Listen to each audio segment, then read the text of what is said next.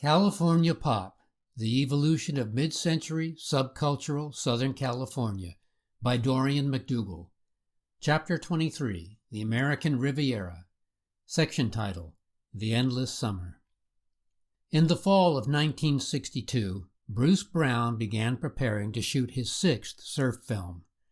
Although he was entertaining some vague notion to break out of the surf film mode and reach out to a larger, more general audience, he had not formulated a specific game plan by the go date, and so he patterned the project on the same familiar formula he used 5 times before.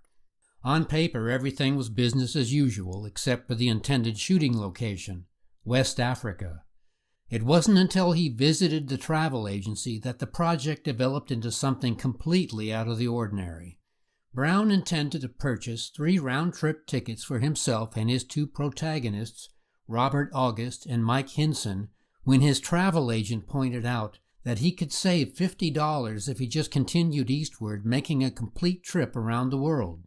Suddenly there it was, all laid out before him, the hook that would make this film stand out from all the others. Not only would they search for the perfect wave, they would do it by following the summer season around the world.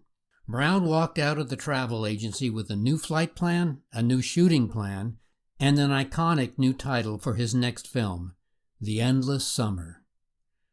Arriving in Senegal, West Africa, Brown and company worked their way down the coast towards Cape Town, dropping in at any beach that looked promising. At each stop, they fraternized with the locals and appreciated the natural wonders of the locality. After declaring Cape St. Francis to be the site of the perfect wave, they hopped on over to West Australia, East Australia, New Zealand, Tahiti, and finally back to Hawaii where the film began. Though similar in format to earlier efforts, the scope was grander.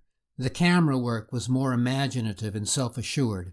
The surf shots had greater immediacy and presence, and the extended travelogue sequences had a reverence and authority worthy of National Geographic. Everything about The Endless Summer showed vast improvement over his earlier films.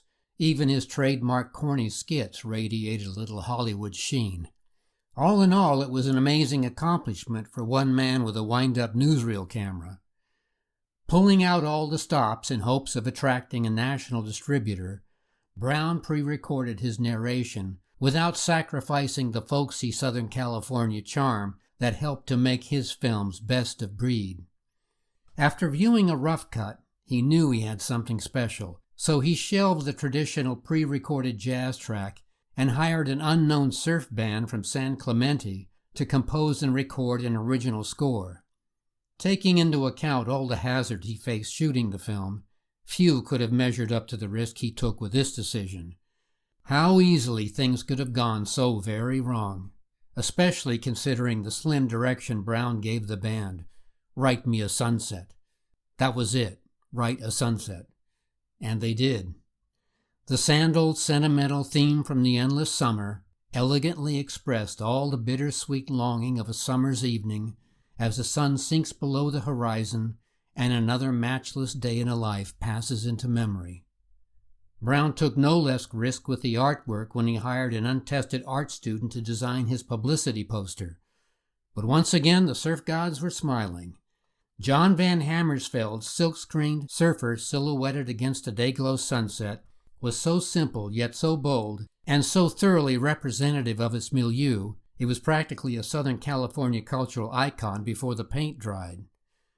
With The Endless Summer, Brown and company had created the stuff of legend. A legend that would include a 3-year delay in the film's release date while Brown struggled to convince Hollywood to invest in what they considered to be a cleverly conceived and constructed home movie.